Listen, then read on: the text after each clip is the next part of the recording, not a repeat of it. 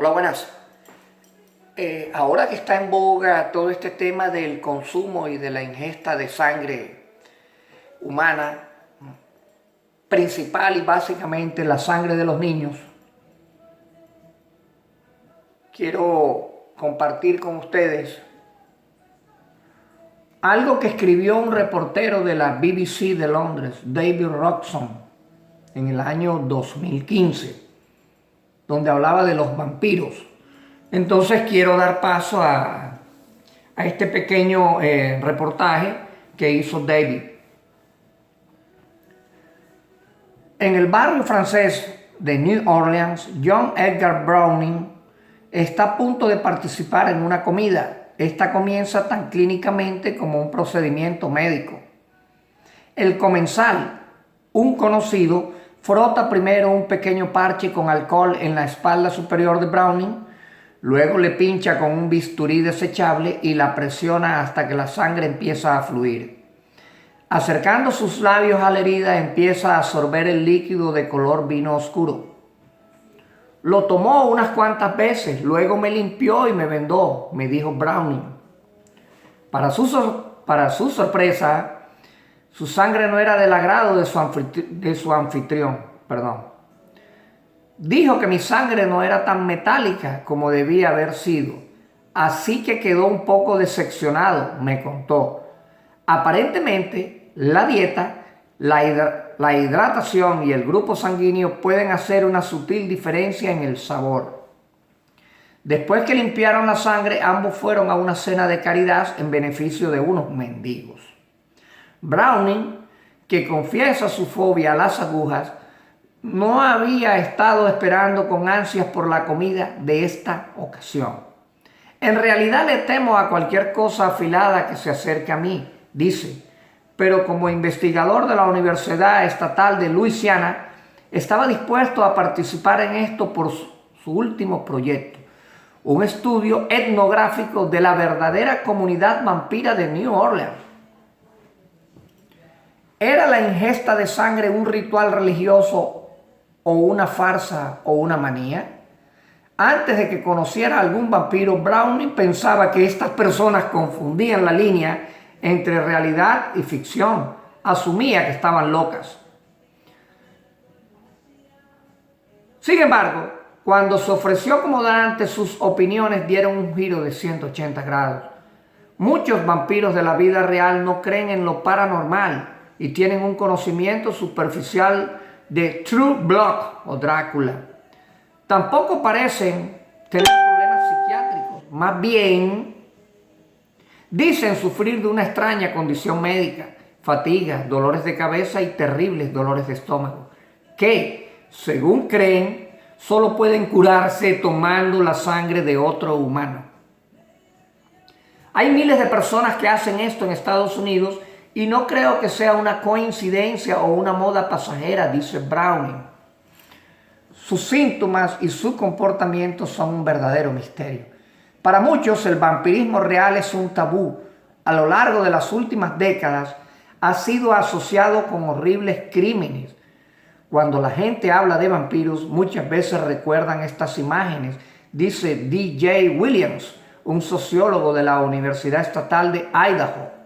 Así que la comunidad ha sido cerrada, trata a los extraños con suspicacia. Como resultado de este estigma, los vampiros que contacté en internet para este artículo me pidieron que mantuviera sus nombres en reserva. La ciencia médica habla de esto y fija una posición. Dicen ellos, no siempre fue así. A lo largo de la historia podemos encontrar casos en los que la sangre humana era considerada una genuina cura médica. A finales del siglo XV, por ejemplo, el médico del Papa Inocencio VIII supuestamente desangró a 3 hombres jóvenes hasta la muerte y entregó su sangre, todavía tibia, a su maestro moribundo, con la esperanza de que le transmitieran la vitalidad de su juventud. Después fue usada para tratar la epilepsia. Las víctimas eran impulsadas a reunirse en torno a las horcas y a recoger la sangre tibia que goteaba de los criminales ejecutados. La sangre era un medio entre lo físico y lo espiritual. Explica Richard Sock de la Universidad de Durham, que está escribiendo un libro sobre vampirismo. Al tomar la sangre de un hombre joven y saludable, dice, uno ingería su espíritu y curaba cualquier cosa que afectase su alma. Estos tratamientos solo perdieron popularidad después de la Ilustración y de la aparición de un sentido de pudor más general que se arraigó en los siglos XVIII y XIX. Pero la práctica parece haber sobrevivido a través de un pequeño grupo de gente. Antes de la era del Internet estaban bastante aislados, pero ahora a través de unas páginas web especializadas han forjado unas prósperas redes clandestinas, por lo que podemos decir, la mayoría de ciudades grandes alrededor del mundo parecen tener una comunidad de vampiros, dice Williams. Esto actúan tras las sombras. Gracias a su miedo a la exposición, estas comunidades se han vuelto expertas en esconderse. Ellos los hay en todos los ámbitos, en todos los escalafones de la vida. En todos los escalafones de la vida hay vampiros que obviamente están a la sombra.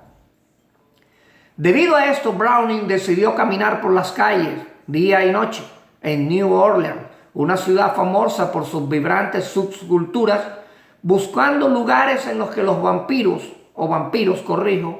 pudieran reunirse.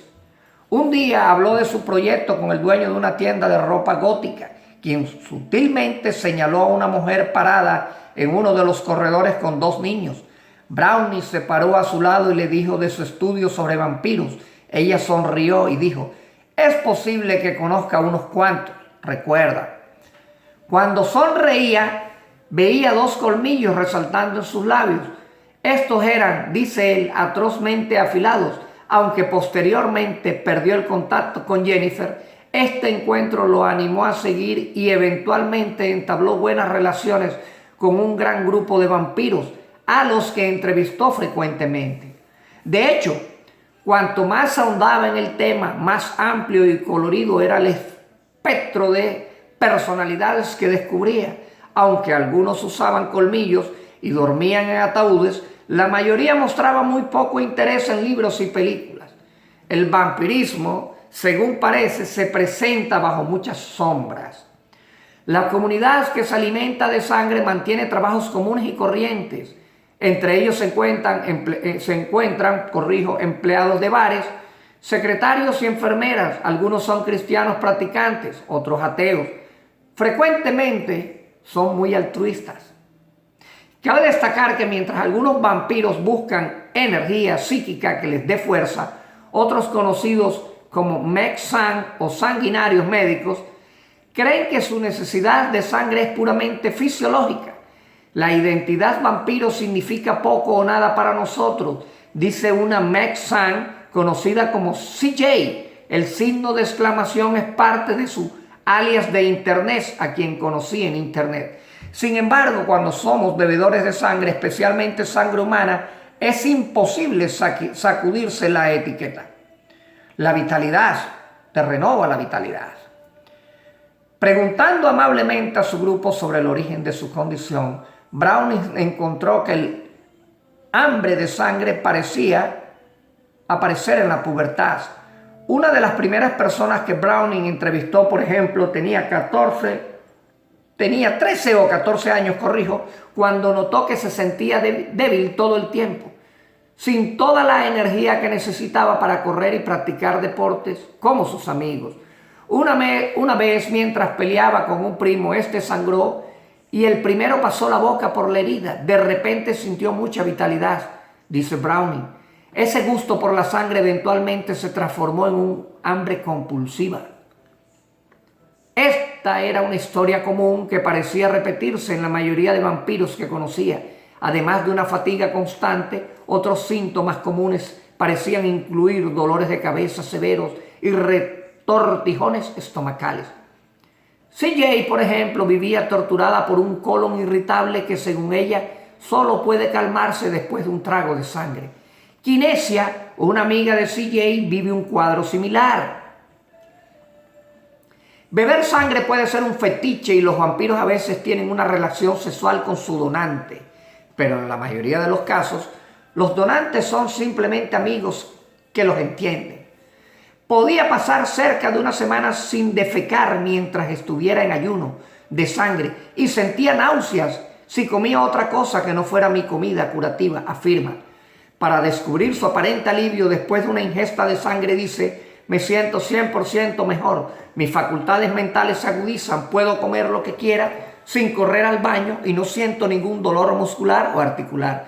Esto tiende a durar 2 semanas dependiendo de cuánta sangre tome y con qué frecuencia. Viene el tema de los donantes. Está de más decir que los donantes son difíciles de conseguir. ¿Cómo podrías pedirle a alguien que te deje tomar su sangre? CJ dice que generalmente los donantes son amigos cercanos que entienden sus necesidades. Kinesia se alimenta de su esposo cada 2 semanas. En otros casos puede haber algún tipo de pago, dice Browning. Sea cual fuere la naturaleza del donante, la relación vampírica siempre es consensuada. Se tiene un cuidado extremo por los donantes y nos aseguramos de que estén relajados y dispuestos todo el tiempo, dice Kinesia. Como Browning mismo descubrió, la extracción en sí misma se acerca más a un procedimiento médico que a una pasión arrebatada. Generalmente ambos, el donante y el vampiro, pasan por exámenes en clínicas de salud sexual o centros corrientes de donación de sangre para evitar infecciones contagiosas. Para hacer la incisión, el vampiro puede usar bisturíes descartables o jeringas que abre y limpia enfrente del donante y limpia su piel antes del primer corte. Si toman la sangre directamente de la herida, también se aseguran de limpiarse los labios, lavarse los dientes y hacer gárgaras con enjuague bucal. En otros casos, los vampiros pueden tener conocimientos médicos avanzados. La utilería de CJ incluye un torniquete y un catéter intravenoso. Sí pueden darse el lujo. Los vampiros tratarán de obtener una cantidad adicional de sangre para mezclarla con un anticoagulante comestible en contenedores sellados, almacenarlos en un refrigerador y consumirlos después. Por si esto fallara, Browning dice que algunos vampiros prepararán un brebaje con té y hierbas que aparentemente también ayudan a preservar la sangre por más tiempo. La ingesta en sí misma, dice, es impersonal, casi como tomar pastillas, dice Alexia. Después de tomar la sangre, los vampiros no parecen sufrir ningún efecto secundario. Sin embargo, Thomas Gans de la Universidad de Los Ángeles, California, la UCLA, señala que no pueden eliminar por completo el riesgo de infección. Examinarse en clínicas de enfermedades de transmisión sexual no cubre todo el espectro de potenciales enfermedades transmisibles, pero cubre a las más comunes como el VIH o el VIH y la hepatitis B y C, dice. No hay fórmulas alternativas. Lejos de disfrutar el ritual de ingesta de sangre, la mayoría de vampiros con los que he hablado renunciarían alegremente a él, pero hasta el momento los doctores han fracasado en encontrar otras formas de aliviar sus síntomas. Los vampiros son, sin embargo, sorprendentemente abiertos sobre la posibilidad de que sus síntomas sean psicosomáticos. Bien pueden estar en nuestras cabezas, admite CJ. Por esta razón, algunos vampiros han tratado de dejar de alimentarse de sangre para ver si los síntomas desaparecen, pero hasta el momento no ha sucedido. Un fuerte placebo, parecido a ingerir polvos amargos, líquidos brillantes de colores u otras sustancias que lucen o saben como las comidas o la comida convencional, dice Gans. Este efecto puede verse potenciado si hay un componente ritual asociado con la ingestión y si el individuo siente una especie de exclusividad, como beber un vino muy caro y raro. Estos elementos se combinan con el hecho de que la sangre es altamente nutritiva y un laxante natural. Gans piensa que estas pueden ser las razones de por qué ofrece un alivio temporal a las dificultades estomacales y mentales. Algunos pueden preguntarse si la sed de sangre es a veces un signo de un problema mental más profundo. Pero Steven Schlossman de la Universidad de Harvard dice que diagnosticar a estas personas es tan difícil como caminar en una cuerda floja. Yo sé que si un paciente viniera a mí con este tema como queja o estuviera preocupado por la práctica, mi primera respuesta como psiquiatra sería descartar una psicosis, ya que esta práctica está bastante alejada de lo que se considera un comportamiento cultural normal, dice. Browning y Williams dicen que a través de su amplio contacto con estas personas no han visto evidencia de dificultades psiquiátricas. Quizás ahora que la comunidad vampira se está abriendo a personas extrañas, los científicos sean capaces de explorar estas interrogantes y finalmente ofrecer algunas respuestas. Hasta entonces, un grupo de vampiros liderados por Kinesia están tomando los primeros pasos por ellos mismos a través de empresas como 23andMe y Ubiome. Por ejemplo, Kinesia está empezando a perfilar los genes de otros Mexans. El punto de la investigación no es validar nuestro vampirismo, sino encontrar maneras más socialmente aceptadas de satisfacer cualquier deficiencia o necesidad que tengamos, dice CJ. Sea lo que sea que descubran los encuentros de Browning, le han enseñado que debemos tratarlos con el mismo respeto que mostramos hacia otros grupos minoritarios. Lo que les pasa es real. No entendemos lo que es y ellos no entienden lo que es, pero están haciendo lo mejor que puedan para lidiar con ellos. Bastante interesante esto, donde se justifica la ingesta del consumo de sangre. Claro que aquí no habló, no hizo énfasis en el consumo de la sangre de los niños, pero buscan la manera de ser aceptados por la sociedad, como hablaba Joseph Overton en La ventana de Overton. El canibalismo, el consumo de la carne humana. Pero hay que hablar esto del vampirismo. Algo que no es nuevo, algo que es práctica milenaria. Que en todas las mitologías habidas y por haber, los dioses se alimentaban de la ingesta de sangre. Sobre todo de la sangre joven, de la sangre de niños. Esto no es nada nuevo. En la revista Newsweek hay un artículo donde habla de Jan Block, la sangre joven, donde justifican esto para que las personas que beban esto se revitalicen y se rejuvenezcan. De hecho, no se dice mucho que en laboratorios muy afamados que producen todo tipo de productos de belleza ya están usando sangre humana en sus productos. Entonces, claro, esta es una apología bárbara al consumo. Lo que dice es cierto. Este corresponsal de la BBC lo dice muy claro. Cómo se desaparecen las personas en las grandes ciudades. Las raptan para hacer estos rituales de consumo de sangre. Nada nuevo, vuelvo y repito.